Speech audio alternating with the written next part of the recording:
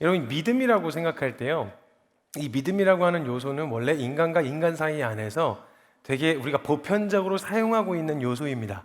그러니까 특별한 게 아니에요. 그러니까 하나님을 믿는다라고 말했을 때도요, 우리가 무슨 영적인 새롭고 신령한 믿음을 새로 만들어내야 되는 게 아니라 원래 인격과 인격 사이에서 일어났었던 이런 신뢰와 믿음의 이런 요소들이 동일하게 하나님 가운데서도 일어나는 이런 것들을 말하는 거예요. 근데 한번 여러분 생각해 보시죠. 일상 가운데서 누군가를 믿는다라고 했을 때에는 믿음 자체가 어렵다고 느껴지지가 않는단 말이죠. 왜냐하면 그건 자연스럽게 그냥 생기는 거거든요. 근데 우리는 신앙생활 할 땐 그런 어려움이 찾아 들어오고 어려움을 느껴지게 된다는 거예요. 여러분 한번 생각해 보세요. 믿으시는 분이나 믿지 않으시는 분이나 하나님을 믿는다라고 생각했을 때 믿는 거 쉬운 거지 뭐. 누구나 다 아는 거 아니요? 아무나 할 수 있는 거야. 이렇게 믿는다, 잘 믿는다, 진짜 제대로 믿는 거. 그러니까 믿는 게 쉽다라고 느껴지시는 분 계시다면 손 한 번만 들어주시겠어요? 하나님 믿는 게 쉽다. 아무나 하는 거 아니야? 자, 어느 한쪽은 들읍시다. 어느 한쪽은 또 이쪽에서 자, 반대로도 물어볼게요. 반대로도 안 듣고 계실 수도 있으니까 반대로도 한번 물어볼게요. 하나님 믿는 거 어려운 것 같아 보이는데 뭔가 믿으면 아주 생고생할 것 같은 느낌이 벌써 드는데 느낌이 좀 쎄한 게, 그리고 이제 믿으시는 이미 교회 다니시는 분들 안에서도 믿는 건 정말 진짜 제대로 믿으려고 그러면 너무 치열하고 힘들고 어렵고 제대로 믿으려고 하면 너무 힘들다, 이런 정서가 느껴지시는 분 계시다면 손 한 번만 들어주세요. 감사합니다. 네, 대부분의 경우 믿으시는 분들을 보는 안 믿으시는 분들의 정서도 이래요. 벌써 두려워져요. 벌써 질려버려요. 시작도 하기 전에. 왜냐하면 믿음으로 산다는 사람들이 뭔가 행복해서 간다는 기쁜 소식을 전하는데 표정이 썩었어. 기뻐! 일단 오라고! 왜 안 들어? 너 그러다 지옥 가! 막 이런 식으로 나중에는 협박을 하니까 무서운 거예요. 아니, 기쁜 소식을 전하는 사람이 기뻐야 되잖아. 근데 안 기뻐. 얘가 더 죽을 것 같아, 보니까. 막 너무 힘들고 어려우니까 그걸 보는 사람도 나도 가기 싫어. 너가 그게 얘기하는데 별로 기뻐 보이지가 않아. 이런 정서가 찾아 들어온단 말이에요. 벌써 믿는 거, 진짜 제대로 믿는 거 어렵고 힘들다라고 하는 정서가 벌써 싹 하고 찾아 들어와요. 근데 여러분, 믿음이라고 하는 건요, 원래 그냥 요소만 따로 떼어놓고 생각할게요. 새로운 개념이 아니에요. 우리가 흔히 하고 있는 것들이 동의가 되시는지 여러분들 한번 보시면 돼요. 믿음은요, 설계가 어떻게 되어 있냐면 믿어지도록 설계가 되어 있습니다. 믿어주는 건 절대 안 돼요. 믿어주는 건 모든 상황과 다 믿어주는 게 아니고요, 그 말은 그냥 넘겼으나 의심을 거두지 않은 상태를 믿어준다라고 표현할 수도 있는데 이건 믿는 게 아니거든요. 믿음의 속성은 믿어지도록 설계가 되어 있어요. 근데 어떻게 하면 믿어질 수가 있느냐? 내 의지에 달려있는 문제나 내 노력에 달려있는 문제가 아니라 믿으려고 하는 대상을 알아가면 알아갈수록 믿어지는 거예요. 그렇죠? 동의가 되시죠? 자, 근데 만약에 우리가 알아가려고 하는 대상이 이런 사물이다 했을 때는요, 이 사물은 그냥 눈에 보이는 게 다기 때문에 그냥 내가 연구 조사하고 분리해보고 이렇게 조립해보면 이걸 안다 이렇게 얘기할 수가 있어요. 그렇죠? 근데 사람은 아까 이야기했던 것처럼 보여지는 게 다가 아니란 말입니다. 뇌를 열어본다고 그 사람의 생각을 읽을 수 있는 게 아니고요, 심장을 꺼내본다고 마음을 읽을 수 있는 게 아니거든요. 그러니까 이 사람을 안다라고 말할 때는 어떻게 해야 알 수 있느냐? 이 대상을 겪어서 아는 걸 말하는 거예요. 관계가 형성되어질 때 그 사람에 관한 정보 몇 가지만 가지고 이 사람을 안다고 이야기 안 해요. 인격과 인격 사이에서 이 사람을 알아요. 나 그 사람 알아요 라고 이야기하면요, 이 사람이 이름이 뭐고 나이가 몇인 걸 안다고 아는 그게 뭐 아는 거야 엄마, 이렇게 얘기한단 말이죠. 그 사람을 안다라고 표현할 때는 모종의 관계가 있음을 이렇게 암시하는 거죠. 뭐 친구라든지 가족이라든지 뭐 지인이라든지 이렇게 알게 되어진 관계, 경험을 통해서 알게 되어진 걸 말하는 거예요. 이렇게 알게 되어지고 나면요, 다시 한번 설명합니다. 믿음은 믿어주는 게 아니라 믿어지는 겁니다. 근데 이 믿어지는 믿음은 어떻게 생기는 거냐? 믿으려고 하는 대상을 알아가면 알아갈수록 믿어지는 거예요. 근데 여기서 알아간다는 말은 그냥 지식 정도로 동의하는 수준이 아니라 그 대상을 겪어서 아는 걸 말하는 거예요. 이렇게 되어지면 믿어지는 믿음이 형성되어집니다. 그래서 그 경험을 통해서 서로 알게 되어지는 이 시간이 굉장히 중요한데, 우리가 왜 힘들게 느껴지냐면 알아가려고 하는 대상이신 하나님에 관한 정보는 많이 들었어. 하나님 전능하시대. 근데 하나님은 전능하신 걸 본 적이 있어야지. 경험해 본 적이 없으니까 하나님이 전능하심을 믿어야 되는 순간에는 하나도 안 믿겨. 그래도 돈이 최고야. 그래도 지금 세상에서 살아갈 땐 그게 다른 게 최고지. 하나님이 전능하시는데 뭐 본 적이 있어야지. 그리고 하나님이 신실하신데 뭐 경험한 적이 있어야지. 그러니까 그걸 믿어야 되는 순간에 내가 믿음이 없다는 걸 발견하게 되어지는 거예요. 근데 문제는 뭐냐면 그걸 경험할 수 있는 자리가 있잖아요. 그 자리까지는 안 간다고요. 무서워서. 그걸 볼 수 있는 자리까지 가보면 실제로 그런 하나님을 경험하실 수가 있는데, 그런 경험할 수 있는 자리가 아닌 자리에서 안전빵으로 하나 이렇게 다리 걸쳐놓고 있다가 좀 무너질 것 같으면 이렇게 살짝 슬쩍 다리 빼려고 하는 약간 이런 태도로는 보기가 어렵다라는 거죠. 이렇게 경험하게 되어졌을 때야 비로소 인격과 인격 사이 안에서 신뢰라는 게 형성이 되어집니다. 여러분 생각해 보세요. 여러분 자녀가 있는데 내 아들내미가 나의 주민등록번호를 외울 거라고 굳게 믿으시는 분 혹시 계신가요? 내 아들내미는 나의 주민등록번호 정도는 외우고 있을 거다. 야. 그래서 자식새끼 키워봐야 소용없단 말이 거기서 나오는 말이거든요. 특히 남자새끼들은 키워봐야 소용이 없어요. 근데 여러분 재밌게도요, 청년들하고 이야기하면서 부모님의 주민등록번호를 외우냐고 물어봐요. 그럼 못 외우는 친구들이 꽤 많아요. 자매들은 조금 많은데 형제들은 별로 없어요. 형제들이 그 상태로 부모님에 관한 정보를 잘 몰라요. 그 상태로 여기 동네 주민센터만 가도요, 나보다 공무원이 우리 부모님에 대한 정보를 더 많이 알고 있어요. 그럼 그 공무원이 그걸 보고 나서 내가 너보다 너희 부모님에 대해서 더 잘한다 이렇게 이야기하면 어떤 마음이 들겠어요? 네가 뭘 알아? 약간 이런 생각 들지 않겠어요? 관한 정보는 별로 없지만, 관한 정보에 대해서 많이 알고 있지는 않지만 겪어서 알고 있는 알미 있잖아요. 이렇게 알게 되어지면요, 웬만한 외압에서는 쉽게 끊어지거나 깨지지가 않는 아주 확고한 신뢰, 그 둘 안에서의 확고한 신뢰를 가져다 줘요. 근데 우리가 왜 이렇게 신앙생활이 힘든 줄 아세요? 믿어주느라 애를 쓰셔서 그래요. 믿어지는 게 아니라 믿어주는 신앙생활을 하는 거예요. 그러니까 거기서 목사님이 얘기하셔, 믿어줘야 돼. 저걸 믿어줘야 돼. 믿기지는 않는데 그냥 믿어줘야 돼. 목사님이 저렇게 하라고 하셔서 믿어줘야 돼. 막 나중에 복이 있대. 막 이래가지고 믿어주는 신앙생활을 하려고 하니까 힘들기는 오지게 힘들고, 믿어지는 것 같지는 않고 계속 제자리 걸음하는, 성장하고 믿음으로 순종했을 때 볼 수 있는 기쁨이나 성장을 보지를 못하고, 사람들은 뭔가 풀어가도 학습 능력이 발전을 하고 능력이 개발이 되잖아요. 신앙만 희한하게 개발이 안 돼. 문화도 발전하고 문명도 발전해 가는데 믿음만 개발이 안 돼. 믿음만. 그러니까 여기에 계속 제자리 걸음하니까 재미가 없는 거예요. 여러분, 저 같아도 그렇게 신앙생활 하라 그러면 못하겠어요. 누가 하고 싶겠어요. 재미 하나도 없는데. 근데 여러분, 이렇게 경험하여 알게 되신 이 암 가운데서 나오는 이 신뢰관계는 웬만한 외압에선 쉽게 끊어지지 않는다는 거예요. 자, 자매님들 한번 생각해 보시죠. 자매님들 한번 계속 믿음이 쉽다는 얘기를 하는 거예요. 자매님들, 한밤중에 길을 가고 있는데 웬 모르는 남자가 뒤에서 칼을 들고 쫓아오기 시작했습니다. 이 상황 무서워요, 안 무서워요? 무서워요. 이런 거 즐긴다고요? 믿음의 선진들 보면은 뭔가 난 저렇게는 못 살아라고 생각할 수 있잖아요. 이걸 한번 제대로 경험한 사람들은 그 자리에서 맛볼 수 있는 진짜 살아계신 하나님을 뚜렷하게 목격할 수 있어서 그 자리로 뛰어들어간 거예요. 아니, 가난 좋은 사람이 어디 있어요? 변태예요? 저도 고생과 가난이 좋아서 그러는 거 아니에요. 근데 그 자리에서 물론 있으나 없으나 상관없지만 어느 자리에서 뛰어들어서 그 자리에서 볼 수 있는 은혜가 있기 때문에 가는 거지, 가난과 고생 좋을 사람이 어디 있겠어요. 사실 따지고 보면 그거라도 상관없어지는 거죠, 사실은. 그러니까 경험하여 알게 되어졌을 때는 상관이 없는데, 문제는 모르니까 이 사람이 나에게 무슨 짓을 할지 모르기 때문에 무서운 거란 말이에요. 그럼 여러분, 칼을 들고 있는데 상황만 조금 바뀌면 여러분 전혀 다른 정서가 느껴져요. 여기 젊은 청년분들 있으시면 한번 생각해 보세요. 나는 아침에 혼자서 알아서 제까닥 잘 일어난다. 손들지 마세요. 그냥 없는 것 같아요. 보통 이제 혼자서 제까닥 잘 일어나지를 못하는 청년들은요, 그런 게 같이 잡으면 알아요. 알람 수십 개씩 맞춰놓고 지는 안 일어나고 옆에 사람 다 깨우는 애들 있어요. 왜 5분마다 다시 울리게 하는지 내가 이해할 수가 없어요. 그럼 이제 보통 이제 부모님과 같이 살면 부모님들이 깨워주시잖아요, 그렇죠? 이제 어머니들께서 깨워주실 때 재밌는 게 뭔지 아세요? 우리 어머니들? 대한민국 어머니들 너무 재밌어요. 몇 시에 깨우든 상관없어요. 이미 늦었어요. 새벽 4시에 깨울 때도 늦었어. 일어나, 오늘 일어나. 빨리, 오늘 늦었어. 일어나. 지금 일어나. 밥 먹고 가고. 좀 안정적으로. 좀 얘가 천천히 준비하다가 가야지. 막 급하게 이렇게 나가고 밥도 못 먹고 그러지. 먹고 가. 얼른 일어나. 빨리. 여기서 늦었다고 깨우세요. 그 새벽 6시에 깨워도 4시에 깨워도 상관이 없어요. 똑같아요. 새벽 4시에 막 깨워줘요. 그게. 근데 자기 혼자서 제까닥 못 일어나는 친구들은요, 재밌는 게 뭔지 아세요? 절대 한 방에 안 일어나요. 그럼 우리 어머니들께서 깨우시다가 인내심의 한계 지점에 도달하시면 보통 나오는 고정적인 멘트가 있어요. 뭐냐면, 좋은 말로 할 때 일어나. 근데 너무 웃긴 건 뭐냐면, 자기 혼자 못 일어나는 친구들은 좋은 말로는 절대 안 일어나요. 그럼 우리 어머니들께서 뚜껑이 열리세요. 그래갖고 열이 받아갖고 방문을 빵 차고 들어오셨어요. 그래서 일어나! 집에 일어나! 이러면서 왜 한 방에 당해? 왜 성질을 돋가가지고 그래서 막 이놈의 치지 마!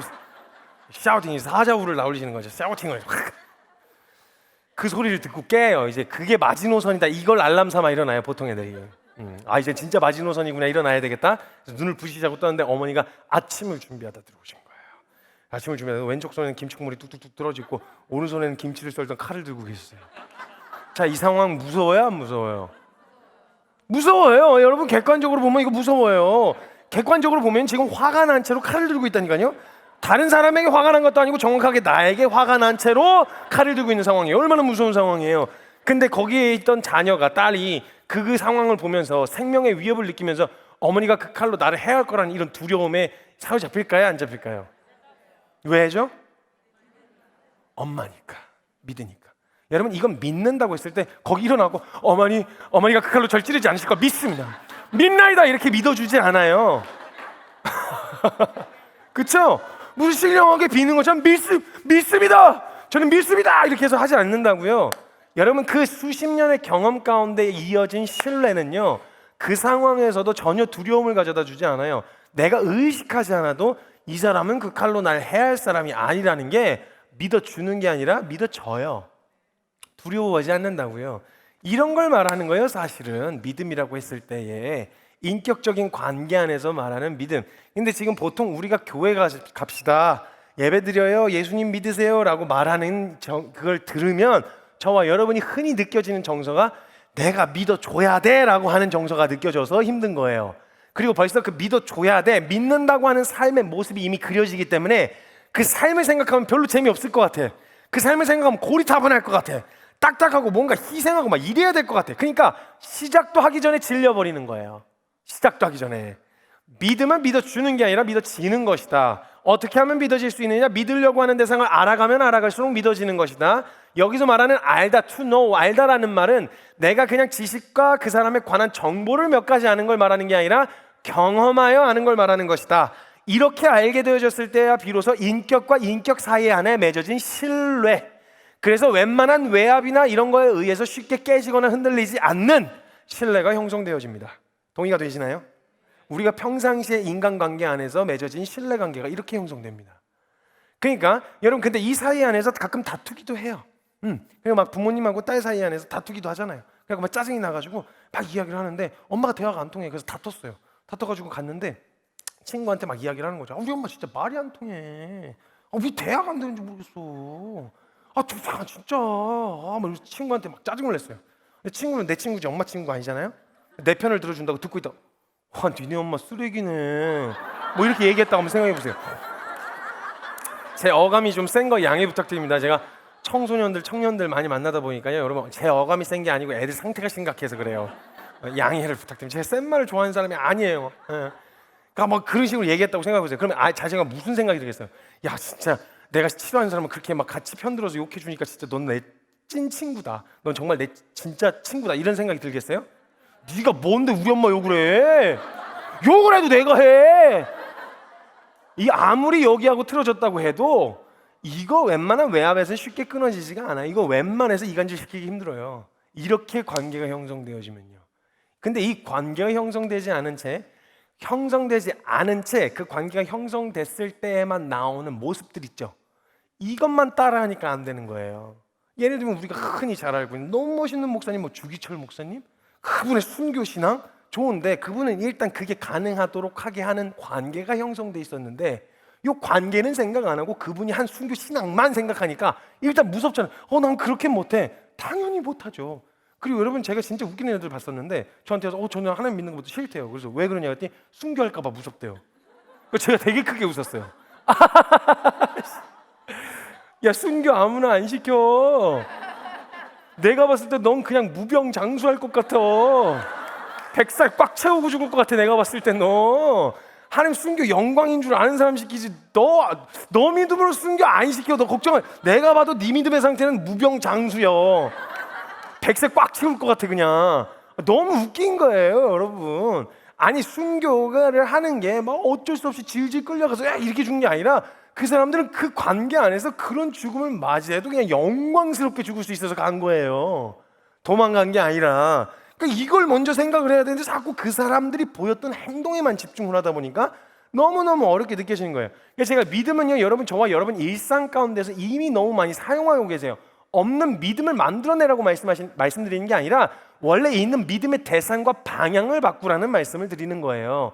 내가 믿을 만하다고 생각하고 붙들었던 것은 사실 내가 믿을 만한 것들이 아니었다라는 걸 발견하고 정말 믿을 만한 대상으로 믿음을 옮겨라 이거지, 없는 믿음을 갑자기 만들어내라는 게 아니란 말이에요. 여러분 생각해 보세요. 여기서 저와 여러분 일상 가운데서 얼마나 믿음을 잘 사용하고 살아가는지 몰라요. 여러분 인생은 유한합니다. 유한하기 때문에요, 한순간도 믿음이 없이는 살 수가 없어요. 유한하다는 말이 무슨 말이냐면 여러분 여기서부터 지금 눈을 가리고 여기서 집까지 찾아가신다고 생각하시면 돼요. 눈을 가린 채로 한 치 앞도 내다보지 못한다는 말이 이 말이거든요. 눈을 가리고 찾아가라 그러면 여러분 나서자마자부터 한 걸음 딛는데 이제 못 디디세요. 불안해서 모두 온갖 부정적인 시나리오들 다 떠오르실 거 아니에요. 계단이 있어서 굴러 떨어지면 어떡해, 막 그냥 벽에다 그냥 기둥에다 머리 들이박으면 어떡해, 차에 치면 어떡해, 막 낭떠러지 굴러 떨어지면 어떡해, 막 별의별 생각들이 다 들어서 한 걸음 옮기는 게 쉽지 않단 말이에요. 그렇죠? 한 걸음 옮기는 게 쉽지 않는 이런 상태를 말하는 거예요. 그러니까 모든 부정적 시나리오들이 다 떠오르는 거죠. 우리의 인생이 그래요. 한 치 앞도 내다볼 수 없어서 사실 따지고 보면 이 모든 가능성을 염두에 놓고 살면 여러분 불안해서 못 살아요. 그래서 대충 암묵적으로 아무 일도 안 일어날 거라고 굳게 믿고 살아요. 그냥 무너질 수도 있는 가능성이 있는 한보다 아니야, 아닌 그럴 거야, 아닐 거야, 이런 믿음으로 그냥 암묵적으로 믿고 산다니까요. 분명히 그래. 아니 다리가 끊어지면 어떡해, 길을 가다가 싱크홀에 둘러 빠지면 어떡해, 갑자기 건물이 무너져 내리면 어떡해, 모든 가능성 다 열려 있는 거 아니에요? 이걸 하나하나 염두하고 살면 불안해서 못 사니까 그냥 대충 아무 일도 안 일어날 거라고 믿고 살아요. 근데 무너져 버리면 헛된 걸 믿은 거겠죠? 그러면 그렇죠? 여러분 여기 편안하게 앉아서 여기서 졸기도 하고 뭐 이러면서 강의를 들을 수 있는 이유가 뭐냐면 이 건물이 적어도 오늘 세미나가 끝나기 전까지는 안 무너질 거라는 믿음이 있어서 그런 거예요. 제가 그냥 이 얼마나 믿음이 강한지 몰라. 여기서 지어지는 걸 본 적도 없잖아. 어떻게 지었는지, 튼튼한지 어떻게 알아 이거? 이거 확인해 보셨어 이거? 모르잖아요. 그러니까 그냥 안 무너지겠지. 믿음이 얼마나 강한지 몰라요. 잘 믿으신다니까요, 여러분.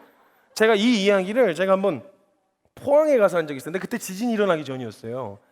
세미나가 그 불신자들도 같이 있는 세미나다. 그래서 직접적으로 하나님, 예수님 이야기를 하면 좀 불쾌하고 좀 컴플레인이 들어올 수 있으니까 조금 우회해서 인문학적으로 접근을 해가지고 이렇게 하나님 복음, 뭐 그럴 거면 왜 날 불렀어? 나 선교사인데 인문학 교수님을 부르지 그럴 거면. 도대체 어떻게 될지 모르겠는 거예요. 일단 오케이를 하긴 했는데 도대체 어떻게 될지 모르겠어. 그냥 가서 막 했죠. 하나님 얘기하고 막. 어차피 책임은 진행자들이지 내가 지는 거 아니잖아요. 저는 오늘 이거 하고 가거든요, 집에. 다른 제가 안 오면 그만이요. 뭐 그냥 도망가서 여기 분위기 좀 안 좋다, 그만 도망가야지 이러고서 강의 끝나고 가면 되는데 여기 나머지 진행자들이 책임을 져야 되는 거죠. 그래서 거기서도 그냥 막 신나게 막 이야기를 했죠. 너희 죄인이다 막. 내가 죽을 죄인이었는데 하나님 건져주셨고 예수님이 막 이러면서 얘기를 다 했어요. 진짜 막 표정들이 별로 안 좋았어요. 그리고 둘째 날쯤에 제가 요 믿음에 대한 이야기를 하면서 원래 우리가 지금 신앙과 종교에서만 필요한 특별한 믿음이 있는 게 아니라 우리가 일상 가운데 믿음을 쓰며 살아간다, 이 얘기를 하면서 방금 들었던 예화를 썼어요. 건물이 안 무너질 거라는 믿음이 있어서다. 이 얘기하고 이제 대충 믿음에 대한 주제를 마무리하고 들어가서 쉬는데 어떤 새파랗게 어린 게 찾아온 거예요. 죄송합니다. 저도 파란데 저보다 더 파란 게 찾아와가지고 강사 숙소를 막 두들기면서 나오라는 거예요. 할 말 있다고. 제가 막 잠이 들려고 그랬는데 좀 짜증이 났어요. 그래서 나가도 왜 그러냐 그랬더니 자기가 아까 강의를 듣는데 굉장히 불편했다는 거예요. 그래서 이 친구가 얘기를 하는데 이 친구가 공대생이었어요.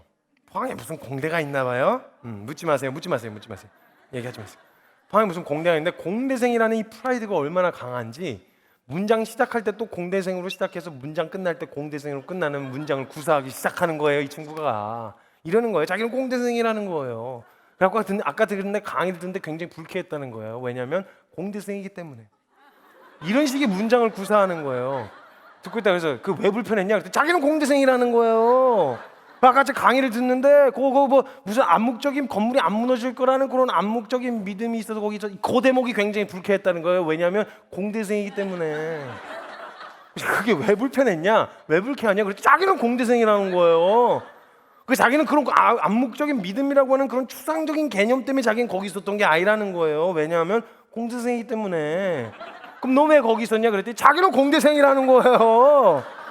그렇기 때문에 공대생이기 때문에 그런 추상적인 개념 때문에 거기 있었던 게 아니라 자기는 공대생이기 때문에 확률 때문에 거기 있었다는 거예요. 확률. 안 무너질 거는 확률. 확률적으로 너 관점으로 한번 보자. 공대생 입장으로 봤을 때 그 건물이 무너지지 않을 확률이 100%드냐 그랬더니 그건 또 아니래요. 무너지죠. 100%는 많지 않대요. 그러니까 그렇게 확신할 수는 없고 무너질 수 있는 가능성이 있다는 거예요. 그러니까 같은 공대생이라도 그 확률에도 믿음이 필요한 거잖아. 같은 공대생이라도 낮은 쪽 확률, 무너질 수도 있다는 작은 가능성을 믿었던 놈은 나갔을 거 아니야. 넌 높은 쪽 확률을 믿은 거고. 근데 가만히 제가 생각을 해봤어요. 제가 약간 좀 불안했거든요. 논쟁하고 막 이러는 게 일단 불쾌한 표정을 갖고 찾아오니까 좀 불편한 거예요. 근데 가만히 생각해 보니까 얘가 지금 신입생이었어요. 신입생 모임이었단 말이에요. 새내기들. 그러니까 얘가 지금 합격만 해놨지 교양 과목도 배운 적이 없어요. 근데 갑자기 주님이 지혜는 주시지 않고 자신감을 주시는 거예요. 이거 배운 거 없구나 이거 아직. 야 대답해봐 막 이러면서 막 했더니 얘가 우물쭈물하더니 오케이 그러더니 가더라고요. 그래서 이제 저 들어가서 자빠져 잤죠. 아무튼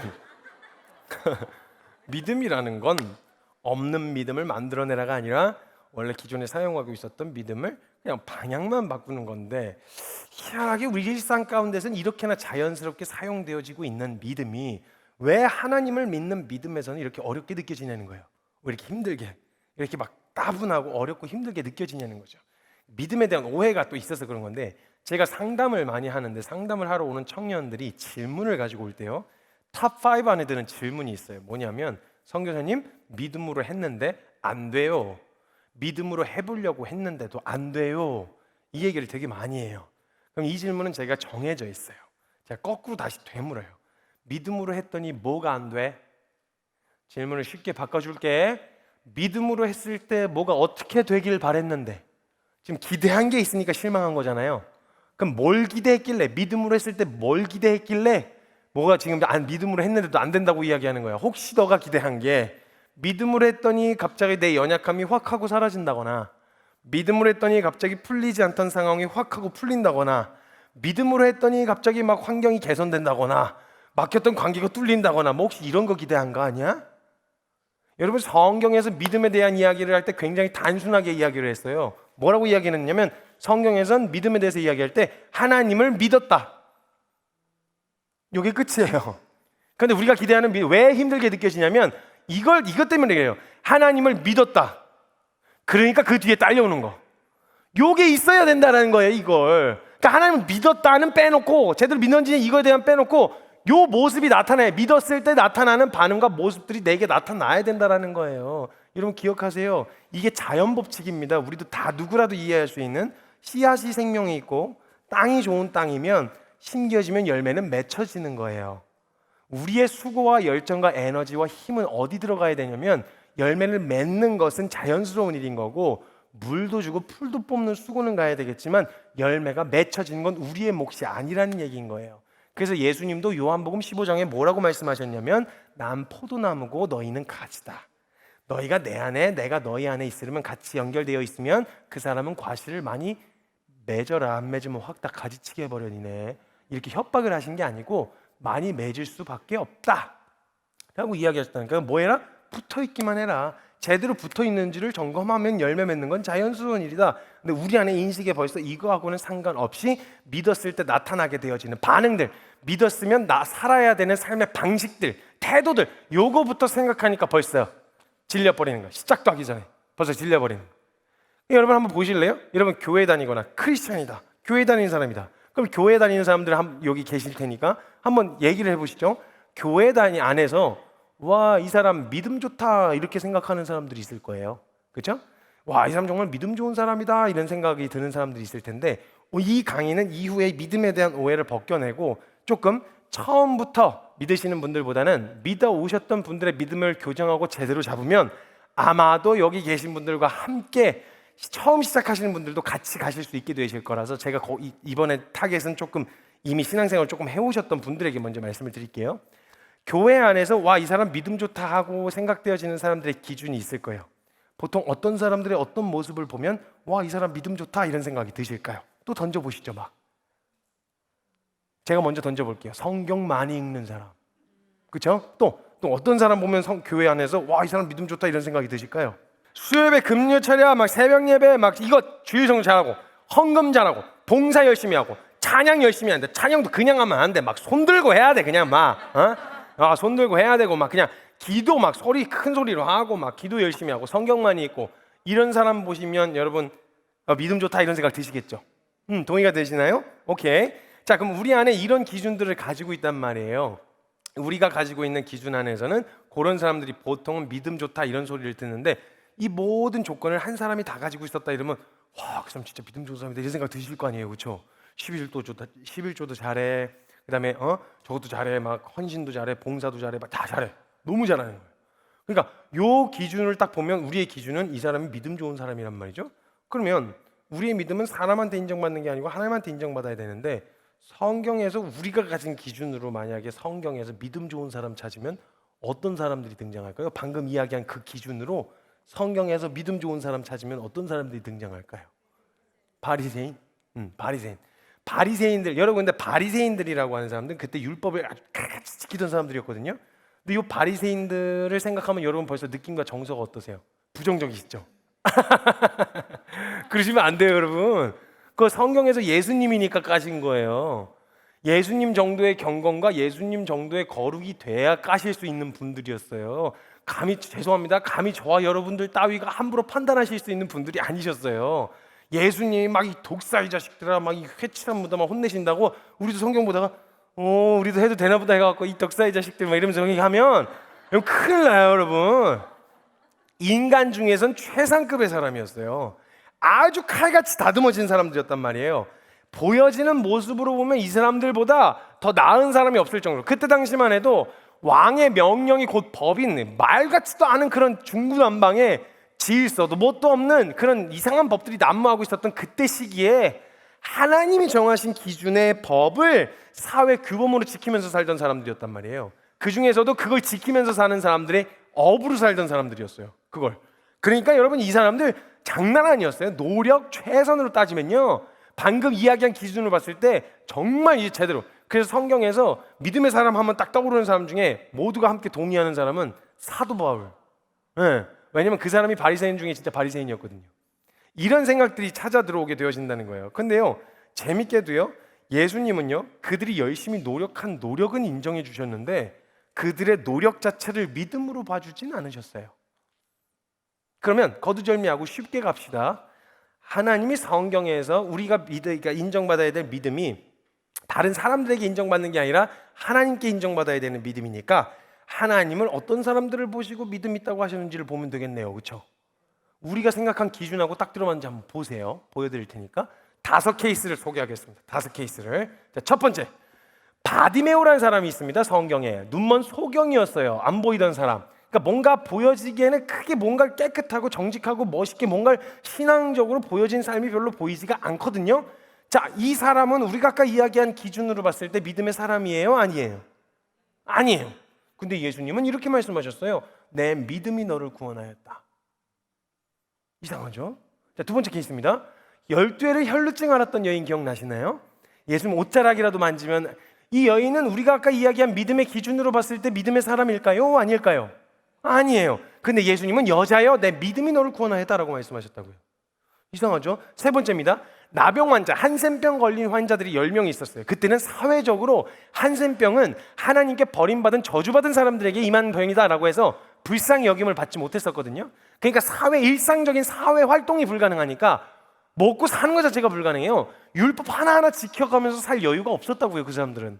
그러니까 근데 이 10명의 나병 환자 중에 예수님께 고침을 받고 나서 예수님께 돌아온 사람에게 예수님이 내 믿음이 너를 구원하였다라고 말씀하셨어요.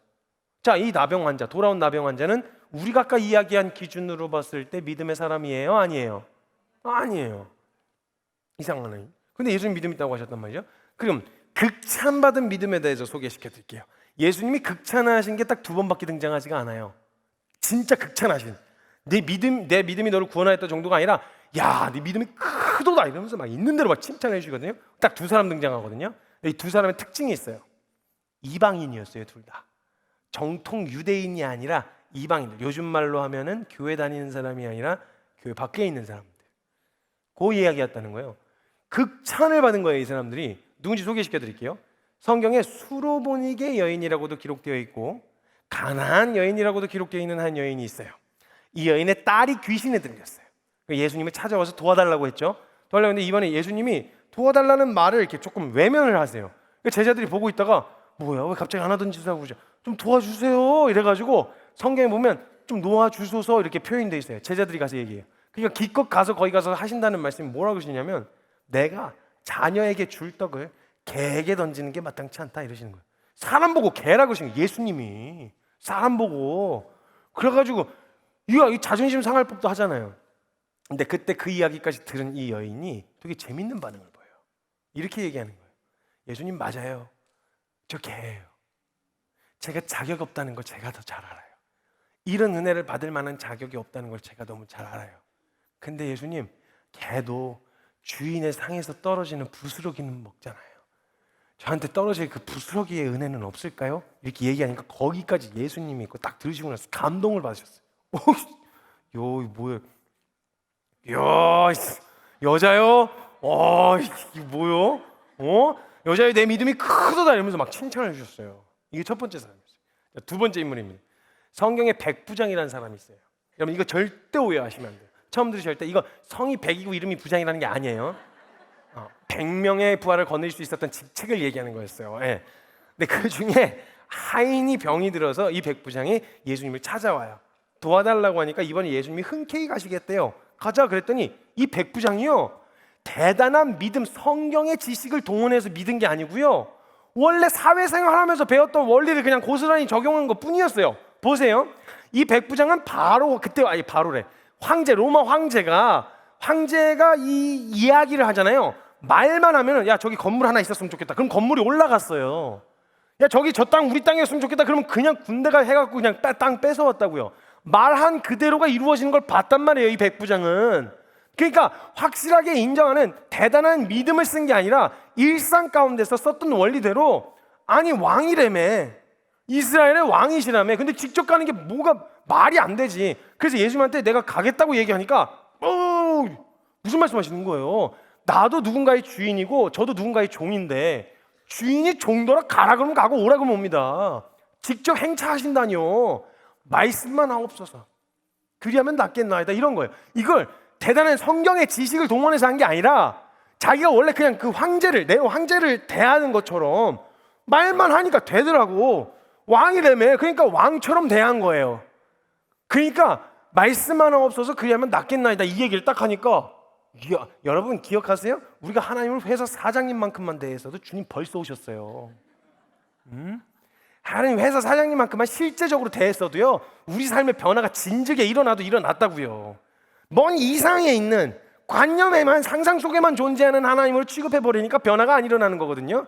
변화는 자연스럽게 따라올 수밖에 없는데 어찌됐건 이 백부장이 엎어져서 하나님 예수님 앞에 말씀만 없어서 낫겠나이다 이렇게 하니까 충격을 받은 거예요. 예수님이 또 그때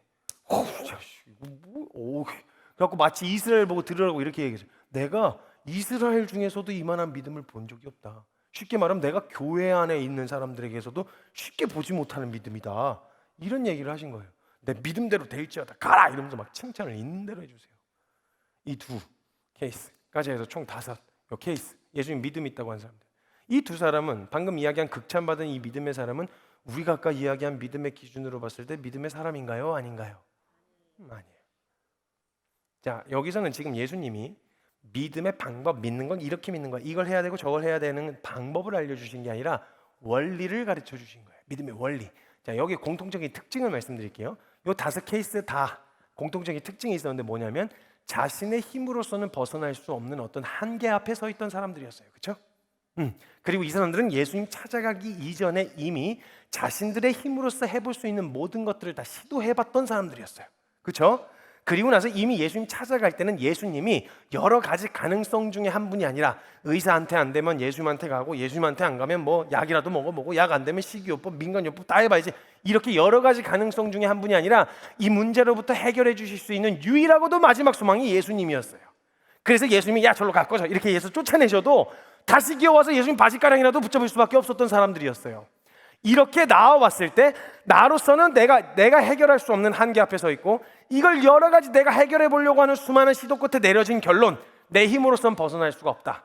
이 문제를 해결하실 수 있는 유일한 분이 예수님밖에 없다라고 하는 결론을 가지고 예수님 앞에 나와 엎어진 태도를 보시고 예수님 말씀하시길 내 믿음이 너를 구원하였다.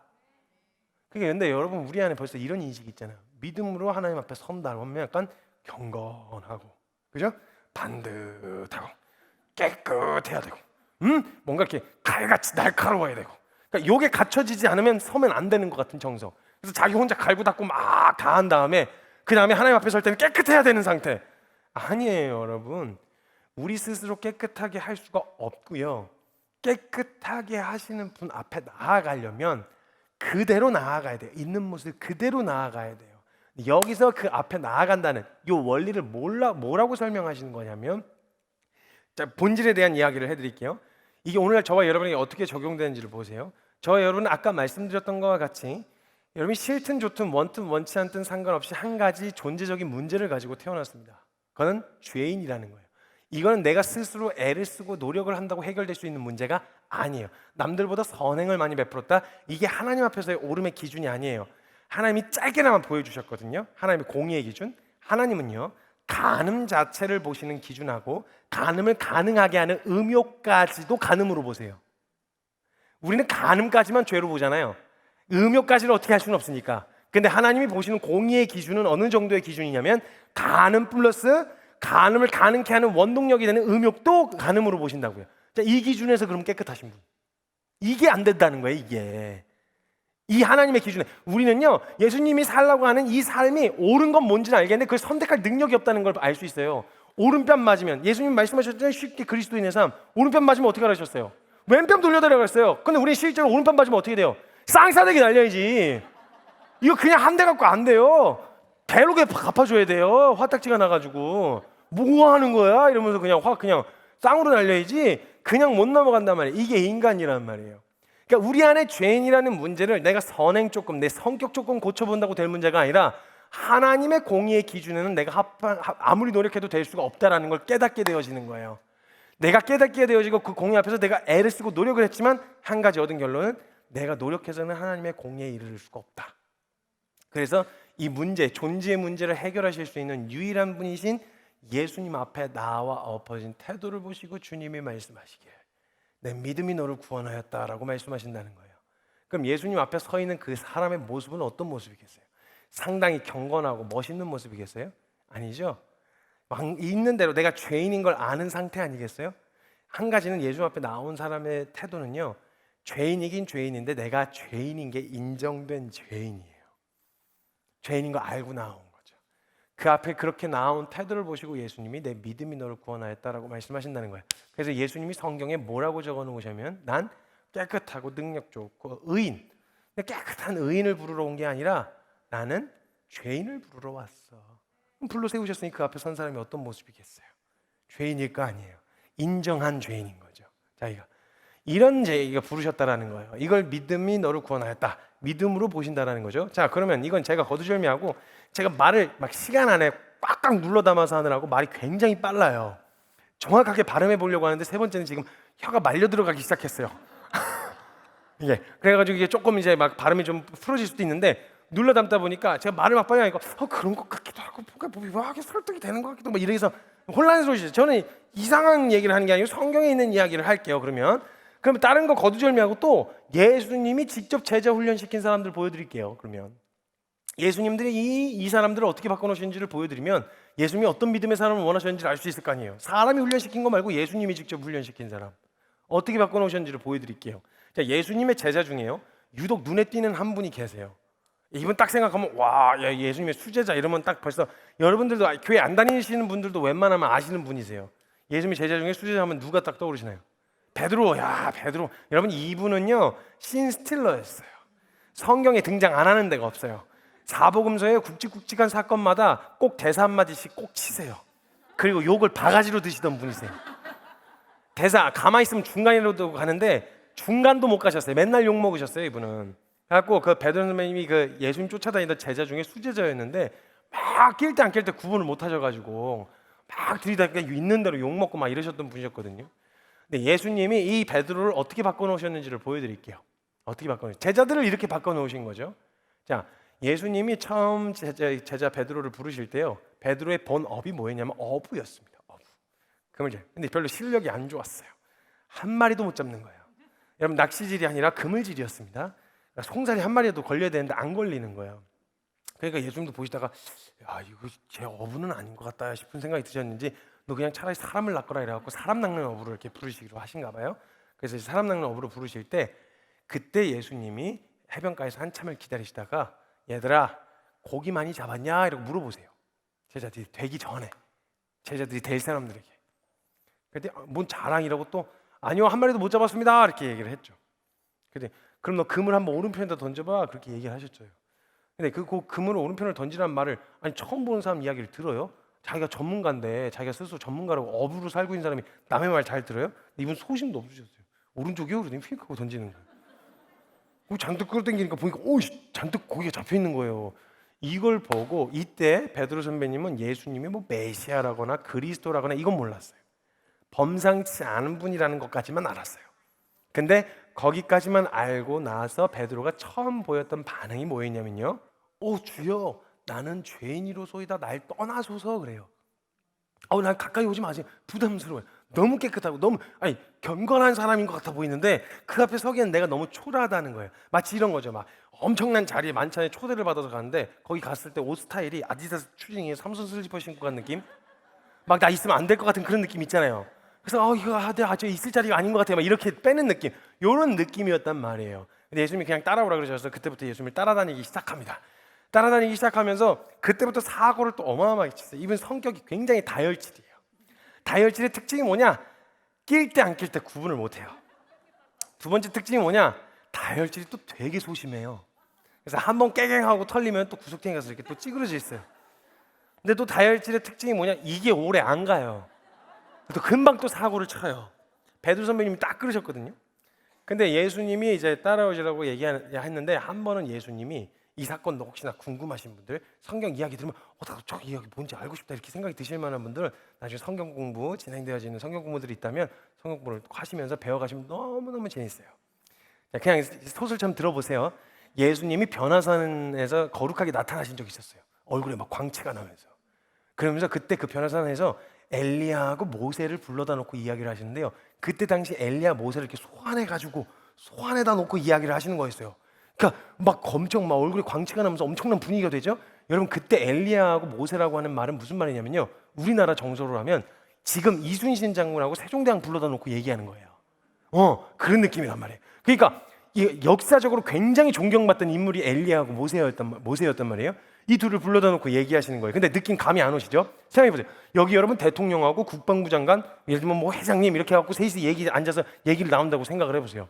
분위기 아우라가 있겠죠, 분위기가. 근데 여러분 여기에 어떤 젊은 애들이 뭐 어떤 사람이 개념 없이 이 대화에 무슨 얘기하고 계세요? 나도 좀 낍시다. 이라고 대화에 낄 놈이 어디 있겠어요? 정상적으로 딱 보면 이거 내가 낄 자리가 아니구나쯤은 알 수 있잖아요. 셋이 얘기하면 무슨 얘기하겠어요? 국가에 아주 중요한 얘기하고 있을 거 아니에요. 근데 거기에 누가 낄 수 있겠냐고요. 못 낀다고요. 근데 여러분 베드로 선배님이 거기 끼셨어요. 그 셋이서 얘기하시는 장면이 딱 그런 장면이었거든요. 아우라가 요한하고 베드로라는 사람이 친구였고 맨날 잘 붙어다녔어요. 요한이 보는데 야 분위기 장난 아니야. 막 셋이 얘기하는데 막 얼굴에서 광채가 나고 막 아우라가 야 저기 엘리야인가 봐 모생 하고 야 어디 야 이런데 베드로가 없어요 이미. 그래서 보니까 벌써 저기 기어가고 있는 거예요. 그 셋이 얘기하시는 장면에 거기에 그래갖고 막 요한이 들어오라고 막 이게 여러분 요 들어오라고 이제 막 이렇게 얘기한 장면은 성경에 안 적혀 있어요. 제가 조금 현장감 있게 설명하느라고 내용을 바꾸지 않은 채 제가 여건이 약간 MSG를 조금 치는 겁니다. 막 들어오라고 막 일단은 꼈어요. 그 셋이서 대화를 하시는 장면에 베드로 선배님이 끼셨어요. 낄 자리가 아닌데 분위기 어떻게 할 거야? 그런데 일단 어떻게 이제 통성명부터 왜냐면 그때 막 제자들끼리 누가 더 높냐 낮냐 이런 거 갖고 자리 싸움 많이 했거든요. 그러니까 그분들이랑 내가 어깨를 나란히 했다 막 이거에 막 이게 막 자부심이 프라이드가 되는 거예요. 그래가지고 거기서 내가 이분들하고 어깨를 나란히 했다 이제 이래갖고 이제 통성명을 하는 엘리야 진짜 얘기 많이 들었어요. 모세 뭐 홍해 막 얘기 많이 들었어요. 그래갖고 인사를 나눴어요. 그 다음에 할 말이 있어야죠. 그 분위기가 싸해지는 거예요. 이 분위기. 어떻게 해야 될지를 모르겠네 이 분위기가. 어쩔 줄 몰라가지고 베드로가 막 이렇게 끙끙 앓고 있었는데 그러다가 이 분위기를 수습이 안 되니까 그때부터 아무 말 대잔치를 하기 시작해요. 갑자기 제가 여기다 집 세 채를 짓겠습니다. 갑자기 공약을 발표하는 거예요. 갑자기 거기다 왜 집을 줘? 갑자기 뜬금없이. 그리고 이분의 본업이 어부였어요. 집 줄 줄 몰라. 그냥 막 던지는 거였어요.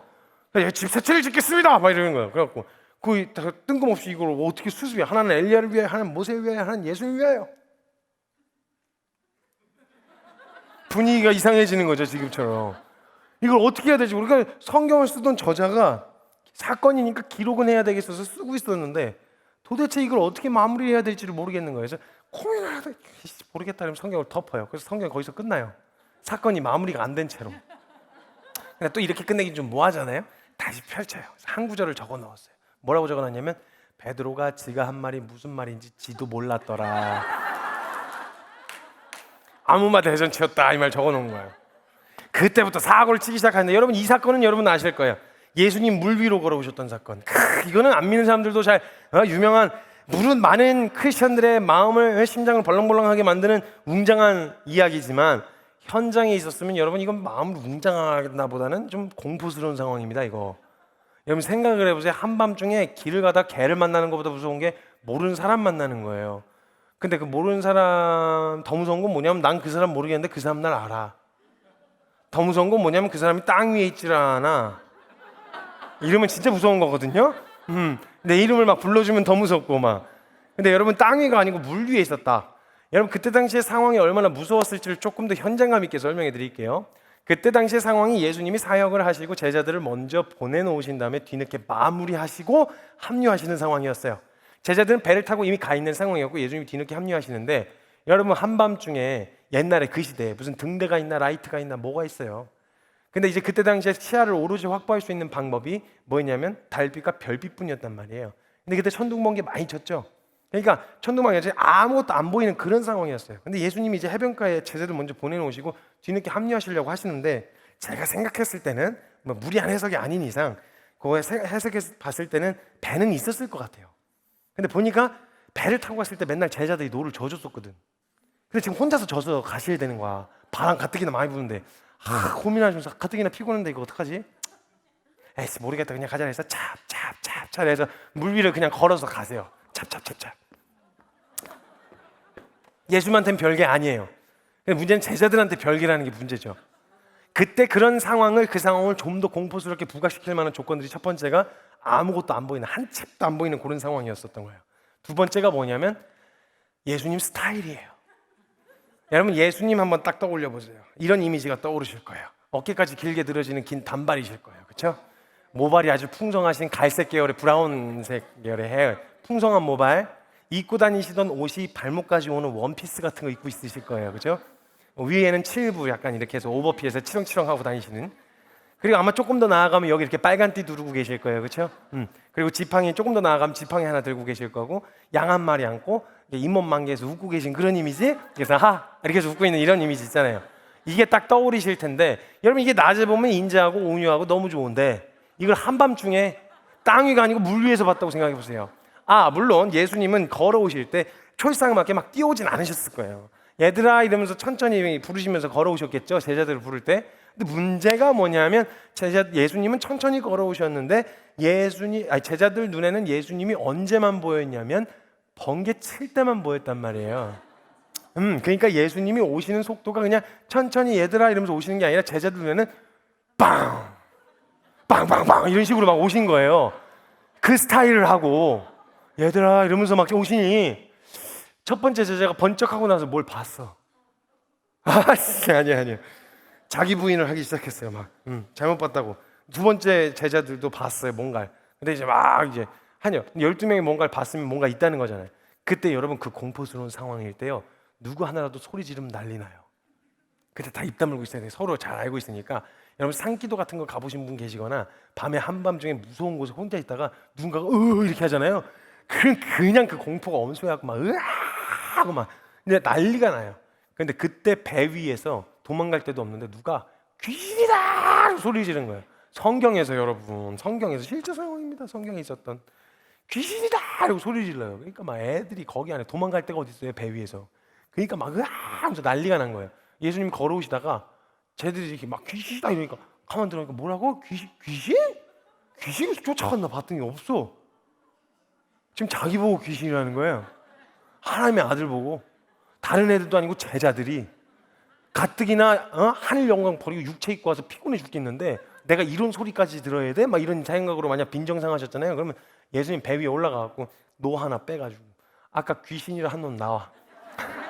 제일 먼저 소리 지르는 놈 나와 이래가지고 그냥 막 빠따 맞고 이랬을 텐데 예수님도 갑자기 이렇게 애들이 귀신이라고 그러니까 자기 스타일을 이렇게 보시는데 애들 무서웠겠다 이런 생각이 좀 드셨던 모양이에요. 되게 인자하고 온유하게 나야 놀라지 마 나야 두려워하지 마 내니 두려워 말라 이렇게 얘기를 해주세요. 그럼 나머지 제자들은 무섭긴 한데 예수님이라니까 가만히 있었어요. 근데 그 배 위에 베드로 선배님이 계셨어요. 이 베드로 선배님은요 그 중간이란 거 되게 싫어하세요. 뭐 아니면 도예요.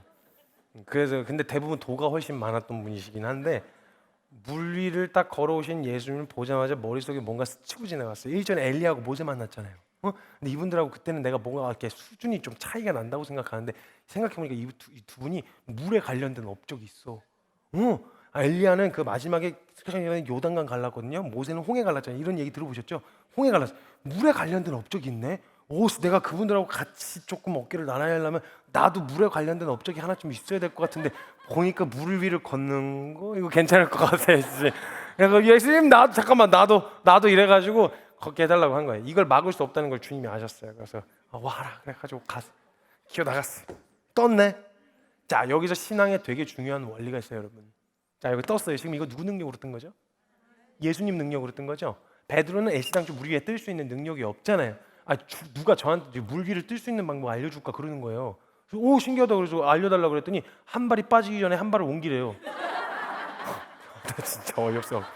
내가 뭐 그거 몰라서 못하는 거예요? 당연하지. 한 발 빠지기 전에 옮기면 되는데 그게 안 되니까 문제인 거지. 근데 물 위를 뜨라고 해서 걸으라 그러셔서 걸었어요. 물 위를 딱 떴는데 예수님 능력으로 뜬 거잖아요. 그럼 그 다음 걸으면 누구 능력으로 가야 돼요? 예수님 능력으로 가야 돼요. 근데 여러분 가끔서 뜨게 하신 예수님만 보고 계속 가면 그러면 파도가 높냐 낮냐 상황이 힘들냐 어렵냐 이런 거 별로 중요하지가 않아요. 왜냐면 물 위 뜨는 것 자체가 애시당초 내 능력이 아니었으니까 그 위를 걷는 건 예수님 능력으로만 가는 거고 그 다음에 파도가 높게 일어도 나보다는 커도 예수님보다 크지 않으면 되는 거예요. 넘게 하실 거니까. 그럼 뜨게 하신 예수님만 보고 가면 별 문제가 없었는데 가끔 사람들은요 떠 있는 자기 자신에 너무 집중을 해요. 가끔 어쩌다 한 번씩 신앙이 막 약간 좀 마음이 따뜻해지면서 한번 성경 읽어봐, 한번 기도해봐 약간 이런 느낌이 들 때가 있어요. 아주 가끔 있는 일이에요.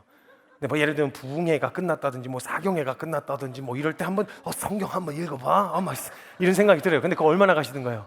뭐 한 2주가 한번 오래 간 거예요. 보통 3일 안에 결판 나거든요.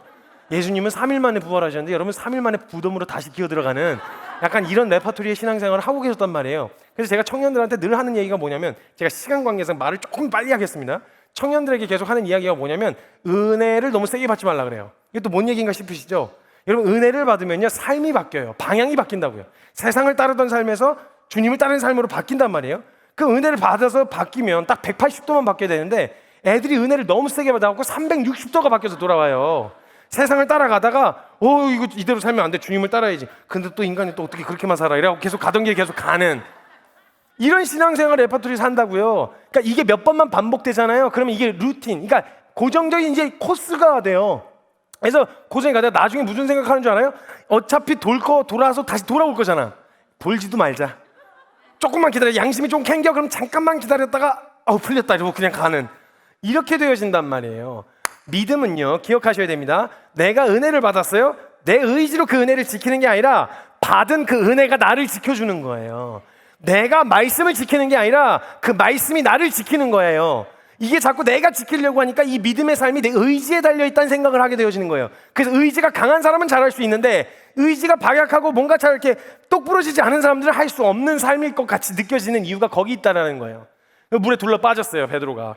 그러니까 그냥 또 이제 또 끌려 피곤해서 걸어오셨는데 그거 어떻게 해요? 물 위로 끄집어내고 또 있는 대로 털렸죠. 어째 의심하였냐 믿음이 적은 자여 이래가지고 막 털렸어요. 자 그렇게 하고 털리고 나서 그 다음부터 사고를 또 안 쳤냐? 계속 쳤어요. 몇 가지는 또 패스하고요. 베드로 선배님이 진짜 예수님 건들지 말아야 될 때 한번 건드렸어요. 언제였냐면 예수님 십자가 지시기 전날 밤. 이때 예수님 되게 예민하셨거든요. 근데 문제는 베드로가 칭찬을 받아버려요. 이런 칭찬은 고래를 춤추게 하지만요 베드로 선배님에게 칭찬은 이성을 마비시켜요. 가뜩이나 눈치가 없는데 이 성이 마비가 돼요.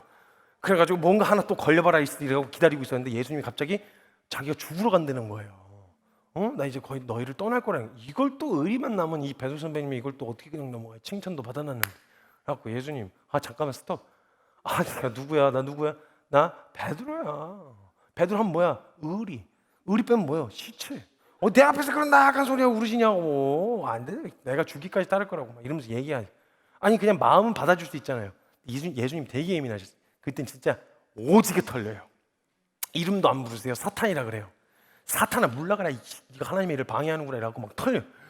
있는 대로 털리니까 이번에 뭘 잘못했는지 모르겠어. 근데 일단 찌그러져 가지고 이렇게 깨갱하고 또 찌그러져 있었어. 근데 이번에 뭘 잘못했는지 모르겠어. 그래서 또 사고를 쳤죠. 일어나서. 어디서 주워왔는지 모르겠는데 또 그때부터 칼을 한 자루 차고 다니세요. 베드로 선배님이. 쓸 줄도 모르면서. 예수님 막 부스럭하면 이러면서 이제 막 보디가드 한다고 막 거기서 막 그러고 설치고 다녀요. 그러다가 가로니다가 예수님 팔아넘겨서 붙잡혀 가시잖아요. 그때 이제 칼을 뽑아갖고 예끼 휘둘렀는데 제대로 치지도 못해가지고 써본 적이 있어야지 칼을. 가끔 배 위에서 회 떠먹을 때는 한 번씩 써봤지 사람한테 휘둘러 본 적이 없으신 분이셨거든요. 잘못 쳐갖고 그 말고라고 하는 종 귀만 뚝 떨어졌어요. 잘못 떨어진 거. 예수님 잡혀가신다는데 뒤에서 베드로 목소리가 들리는 거예요. 예수님 잡아가지 마! 예수님이 잡혀가시다가 안 되는데 이러면서 뒤를 딱 봤는데 사고를 딱 친 거예요. 예수님 그 다음에 스케줄 되게 많으셨거든요. 어떻게 이거 수습하고 가야지 이거 제자가 사고 쳤으니까. 그러니까 예수님 표정을 묵상해봤어요. 잡혀가시고 계신데 뒤에서 목소리가 들린 거예요. 베드로가 예수님 잡아가지 마. 안 되는데 이러고 딱 봤는데 사고가 딱 쳤네.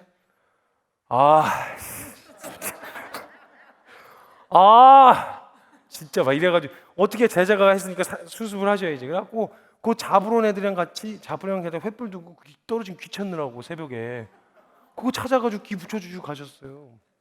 근데 이때 잡혀가시고 나서 베드로가 죽기까지 따른다고 이야기했을 때 예수님이 베드로에게 되게 의미심장한 말을 하나 남겨놓으셨어요. 뭐라고 하셨냐면 너 지금은 따라올 수가 없는데 후에는 따라올 수 있을 거야. 그 말을 남겨놓으신 다음에 아니요 저 지금 따라갈 수 있어요. 왜 지금 못 따라가는데요? 얘기했더니 너가 다 굴기 전에 날 3번 부인할 거야 이러시는 거예요. 말도 안 돼요. 그때는 자기는 자신이 있었어요. 예수님 절대 죽을 때까지 따를 수 있는 자신이 있었다고요. 근데 이 베드로가 예수님이 잡혀가신 다음에 처음 장면까지는 쫓아가요. 쫓아가서 거기서 모닥불이 몇 개 피워져 있고 말도 안 되는 신문을 당하고 계시거든요. 예수님이 거기서 베드로가 쬐고 있는데 이때 까메오처럼 어떤 자매님이 등장하세요. 여자의 무서운 속성 3가지를 다 소개하고 가세요. 이분이 정말 까메오처럼 등장하는데 굉장히 임팩트 있어요. 일단 자매인데 여자의 무서운 속성 첫 번째 뭐냐? 예리해요. 그 많은 사람 가운데서 베드로가 안절부절하면서 이러고 있는 걸 누가 캐치해내는 거예요. 어떤 자매님이. 그래서 자매님이 그냥 가만히 있으면 되는데 가서 또 얼씬얼씬하면서 봐요. 베드로가 막 고개 돌리면서 이러고 있었는데 베드로가 이러고 있었던 상황에서 그냥 자매님이 가서 확인해 보신단 말이죠. 굉장히 예리하단 말이에요. 쿡 찍어서 물어봐요. 그래가지고 이제 그 예리한 그 자매님이 베드로를 알아본 거예요. 그래가지고 야 너 어디서 많이 봤다. 너 저 사람 옆에서 나드느랑 되게 비슷하게 생겼다. 너 이래가지고 했는데 이때 죽기까지 따르겠다는 말이 하루도 안 지났어요. 하루도. 이게 시험대 위에 오른 거예요. 증명하면 돼요. 죽기까지 따르겠다는 소망함이 있었고 진심이었으니까. 이게 입이 안 떨어지네. 진짜 그 앞에 놓여지고 나니까 입이 안 떨어지는 거예요. 그래서 막 망설이고 있는데 이때 여러분 그 자매님의 또 다른 무서운 속성 두 번째가 뭐냐면 자매님은 영향력이 있어요. 한번 이야기를 하기 시작하면 주변이 막 이제 영향력이 흘러가기 시작해요. 여러분 그거 아세요? 창세기 3장에서 뱀이 그 사람 공격할 때 여자만 공격한 거 아세요? 남자 새끼 어차피 공격해봐야 여자 또 따로 공격해야 되거든요. 근데 여자 공격해서 넘어오면 남자 새끼 1+1으로 딸려오거든요. 여자는 고민이라도 했어요. 성악가 앞에서. 아담은 고민한 흔적이 없어. 내가 거기 가서 진짜 짜증나고 나중에 가서 물어보려고 그러는데 하와는 고민 이거 먹으면 안 된다 그랬는데 뭐 이런 고민이라도 하는데 아담은 고민한 흔적이 없어요. 먹어? 그랬더니 그냥 예 이러면서 그냥 먹어요. 나 진짜 그래갖고 마지막까지 좀 지켜주고 멋있게 제가 먹으라 그랬습니다 이렇게 의리라도 지키든지 이 여자가 먹으라 그랬는데요? 이래가 또 고번해갖고 쪽팔려요. 나 진짜 아무튼 그래요. 남녀 예리한데 영향력이 있어요. 영향이니까 주변 반응이 막 웅성웅성해지겠죠. 이 압박을 느끼던 베드로가 이걸 어쩔 줄 모르다가 나 예수님 몰라 하고 자리를 옮겼어요. 부인을 한 거예요. 하루도 안 지났는데. 근데 이 여자의 무서운 속성 3번째는 뭐냐?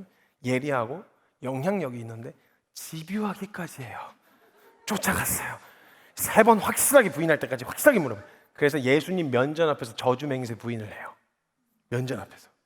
난 저 사람 몰라. 그냥 저주 퍼붓고 부인을 해요. 그리고 닭이 꼬끼어 하고 그래요. 영화 예수님의 순환과 고난을 담았던 패션 오브 크라이스트라고 하는 영화에서 이 장면을 어떻게 담았냐면 그때 예수님하고 눈이 마주쳐요. 여러분, 이게 예수님이 직접 제자 훈련시킨 3년 반 막바지입니다. 어떠세요? 막 닮고 싶은 믿음의 모습이 있으세요 지금? 와, 존경스럽다. 이게 진짜 믿음이지. 이게 찐 믿음이야. 막 이렇게 담을 만한 이게 예수님이 직접 제자 훈련, 사람이 시킨 것도 아니고 예수님이 시킨 제자 훈련의 막바지라니까요. 닮고 싶은 모습이 보이세요 지금? 이게 막바지란 말이에요. 그냥 완전 그 3년 반의 시간을 물거품으로 만드는 것처럼 뛰쳐나와요 베드로가. 그리고 다시 돌아간 곳이 어디냐면 자살할 용기는 또 없어갖고 가서 다시 고기 잡으러 가요. 이게 예수님이 직접 제자 훈련시킨 3년 반의 시간이었습니다. 완전 물거품 됐죠? 뭐가 변한 게 없고 달라진 게 없는 것 같죠? 그래서 그게 그 장면이 디베리아라고 하는 바닷가, 요한복음 21장에 등장해요. 거기서 제자들이 그물질을 하고 있었어요. 그물질을 하고 있었는데 제자들이 막 그물질을 하는데 베드로가 잡을 마음이 있겠어요? 나중에 뒤늦게 요한이 합류했죠. 같이 제자들끼리 그물질을 하고 있었는데 예수님이 그 부활하셔서 배신한 제자들을 찾아가세요. 찾아가고 해변가에다가 떡하고 고기를 굽고 계시고 예수님이 보시면서 재밌게도 마치 저와 여러분에게 어떻게 베드로가 바뀌었는지를 보여주려고 하셨던 것처럼 베드로 처음 부르실 때의 장면을 똑같이 연출하세요. 멘트도 똑같이. 이 베드로가 고기 잡을 마음이 없어. 이거 딱 봐도 너무 괴로운 거예요. 그걸 요한이 알고 있었거든요. 한참을 기다리던 예수님이 얘들아 고기 많이 잡았냐? 물어보세요. 똑같죠. 처음 부르실 때 누가복음 5장의 장면죠. 아니요, 한 마리도 못 잡았습니다. 너 그물 한번 오른편에다 던져봐. 그때까지도 몰랐어요. 옆으로 딱 던졌는데 잔뜩 잡혀요. 이때 요한이 먼저 알았어요. 요한은 예수님 안 팔아먹었어요. 그럼 요한이 예수님이 이렇게 반응하면 되잖아요. 이때 제일 먼저 반응했었던 요한이 자기가 반응을 안 하고 옆에 있는 베드로한테 가르쳐줘요. 얼마나 괴로워하고 있는지 알고 있었거든요. 차라리 말이라도 안 했으면, 죽기까지 따르겠다는 말이라도 안 했으면, 그 고백을 하루도 못 지켜낸 자신의 꼬라지가 예수님 앞에 서기에는 너무 비참한 거예요. 그러고 있는 괴로워하고 있는 요한을 보고 베드로가 야야야야, 진짜 예수님 오셨어. 지금 해변가에 계신 예수님이 부활하셨다는 소식을 들었는데 찾아갈 수가 있어야지. 찾아오신 거예요, 예수님. 그러니까 이때 베드로가 예수님이라는 이야기를 듣고 원래 우리가 흔히 이해하고 있는 정서로서 반응했으면 이런 반응이어야 돼요. 예수님 오셨어? 와, 야, 일로 와봐, 요한 일로 와봐. 그래서 귓속말로 야, 조용히 배 돌려. 내가 하나 둘셋 하면 죽기 살기 너 져야 돼, 알았어? 하나, 진짜 정신 차려. 너 그때 예수님 물 위로 걸어오시는 거 봤지? 뛰시면 난리 난다 진짜. 정신 차려. 이래가지고 하나 둘 셋 하면 막 도망가는 거죠. 반대쪽 걸리면 혼날까 봐. 예수님이 무덤에 있다가 나오셨으니까 몸 좀 푸시다가 자식들 봐라 이거. 이제 잡으러 가시는 거야. 잡. 아주 막 인제 잡아가지고 그냥 거꾸로 매달라고. 요한은 안 팔아먹었으니까 팔아먹은 놈부터 물에다 거꾸로. 너 왜 팔아먹었어? 제가 진짜 안 팔아먹으려고 그랬는데 왜 팔아먹었냐? 뭐라고 못 들었어요. 진짜 안 살려주세요. 그래서 막 물고문 하시고. 이런 정서 있잖아요. 인과 응보의 하나님. 잘하면 칭찬받고 못하면 버림받을 것 같은 마음 때문에 잘하고 깨끗할 때는 하나님 앞에 나아갈 수 있는데 못하면 하나님 앞에 나아가기가 꺼려지는 이런 정서예요. 이렇게 반응하실 것 같은 거죠. 그런 반응이셨으면 예수님이 그 얘기 안 하셨다니까요. 난 죄인을 부르러 왔다, 의인을 부르러 온 게 아니라 예수님 앞에 어떤 모양과 꼬라지로 나아올 줄 이미 알고 계셨다는 이야기인 거예요. 예수님이. 이런 정서가 원래 정상적인 반응인데 이때 베드로가 절대 그런 반응으로 반응했어야 되는 베드로가 그 이야기를 듣자마자 되게 특이한 반응을 보여요. 갑자기 그 고기를 잔뜩 잡았던 물고기를 손에서 놔요. 근데 겉옷을 주섬주섬 챙기더니 물로 푹덩 뛰어들어요.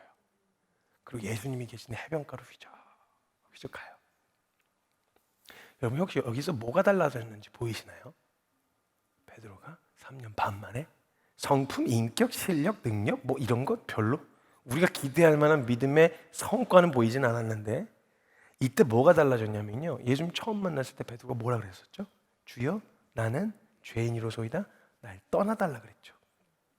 네, 똑같이 그때보다 더 형편없이 망가진 죄인인데 예수님이다 그러니까 베드로가 가는 거예요. 이거 하나 바뀌었어요. 이거 하나. 그 해변가에 모닥불 피워놓고 기다리고 계신 예수님 앞에 서는데 가서 할 말이 있어야죠. 아무 말도 못하고 물 뚝뚝 떨어진 채로 거기 서 있었는데 예수님이 거기서 떡과 고기를 굽고 계셨는데 베드로가요, 남이 말해주지 않아도 지금 자기 집꼬라지로는 예수님 앞에 서면 안 된다는 거예요.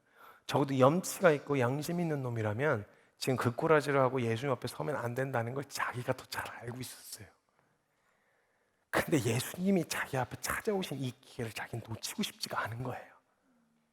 그래서 자격이 없고 염치가 없는 게 너무 분명한데도 불구하고 염치 풀고 양심에 거의 환히 맞은 사람처럼 그 앞에 휘적휘적해서 예수님 모닥불 피워놓고 계신 그 예수님 앞에 선 그 베드로에게 예수님이 너 그때 왜 그랬었냐고 과거의 수치를 캐묻지 않으셨다는 거예요. 그때 예수님이 베드로에게 딱 하나 물어보세요. 너 나 사랑하냐? 여러분, 이 딜레마 혹시 경험해 본 적 있으세요? 하나님을 사랑한다고 고백하자니 내 꼬라지가 너무 형편없네. 그래가지고 제가 그 꼬라지 때문에 주님 사랑하는 거 아니에요 라고 확 돌아서자니 돌아는 못 서겠는 거야. 사랑한다고 말하자니 사랑한다고 말하기엔 내 꼬라지가 너무 형편이 없는데 그렇다고 사랑 안 한다고 말하기에는 사랑을 하고 있는 거야. 이 딜레마에 빠져서 고민하던 베드로가 뭐라고 이야기하냐면, 아시잖아요, 내가 3년만 예수님 어떻게 쫓아다니는지 주님이 더 잘 아시잖아요. 내가 나 쫓아고 쫓아다니는 거 아니라는 걸 주님이 더 잘 아시잖아요. 내가 지금 내 꼬라지로 예수님 사랑한다 말을 떳떳하게 말을 못하겠어요. 내가 너무 부끄러워서. 근데 그렇다고 내 꼬라지 때문에 주님 사랑하는 게 아니라고 말하기에도 내가 너무 이거 너무 억울해. 나 주님 사랑하는데. 그걸 3번을 주님 물어봐요. 예수님이 그것까지 딱 들으시더니 됐다. 너 준비 다 됐다. 이러시는 거예요. 뭐가 준비 다 됐죠? 실력? 성품? 인격? 의지? 뭐가 준비됐다는 거예요? 성경이 준비됐다라는 표현이 이렇게 돼 있어요. 내 양을 치라. 내 양을 먹이라. 사도의 직분을 감당할 준비가 됐다는 말이거든요. 뭐가 준비가 다 됐다는 거예요? 예수님이 일전에 그 얘기 하셨죠. 너 지금은 따라올 수 없는데 후에는 따라올 수 있을 거라고. 그 말이 무슨 말이냐면 지금 막 의지가 충만해서 내가 예수님 한번 따라 볼 거예요 라고 하는 그 의지로는 얼마 못 간다 베드로야. 너가 지금 가려고 하는 그 길은 은혜로만 갈 수 있는 길이거든. 근데 너가 오늘 은혜의 의미, 자격이 없는, 받을 자격이 없는 자에게 거저 주신 하나님의 선물이라고 하는 이 은혜의 의미를 너가 이론으로 정리하고 이해한 게 아니라 너가 오늘 은혜를 입었잖아. 너가 체험하여 알게 됐잖아. 너 이거 알게 되어졌으면 됐다. 왜냐면 이 길은 그 은혜로만 갈 수 있는 길이거든. 너가 그 은혜 알았으면 됐다. 그래도 부담 없이 승천하세요. 저는 여러분 증인에 대한 오해를 하나 갖고 계세요. 재판석에 증인 세울 때 여러분 학벌 보고 능력 보고 세우든가요? 아니죠. 그 사건을 정확하게 보고 들은 목격한 사람 세우잖아요. 주님이 찾으신 게 만약에 말 잘하고 뛰어난 능력을 가진 사람 찾으셨으면 복음의 변호인을 찾으셨겠죠. 근데 주님은 증인을 찾으셨다고 하셨어요. 이 은혜를 경험한 사람이요. 여러분 이 은혜를 경험한 사람은요 넘어지지 않고 흔들리지 않는단 말이 아니에요. 흔들리고 깨지고 넘어지고 베드로도 그래요. 근데 여러분 이 사람은요 절대 뒤돌아설 수가 없어요. 하나님이 저에게 주신 은혜는 그래요. 저에게 가르쳐 주셨던 은혜는 그랬어요. 제가 흔들리지 않고 깨지지 않는 사람은 아니에요. 의지가 박약하고 취약한 사람이에요. 저에게 그런 받을 자격이 없는 자에게 주셨던 하나님의 선물인 이 은혜를 가르쳐 주셔서 그 은혜를 붙들고 살아가는데 적어도 제가 연약해서 욕을 먹어야 할 게 있으면 제가 먹어야죠. 징계를 받아야 할 게 있으면 제가 받아야죠. 근데 제 삶의 옵션 가운데 주님을 떠난다라고 하는 가능성 자체가 없어요. 돌아설 수도 있다라고 하는 가능성 자체가 없어요.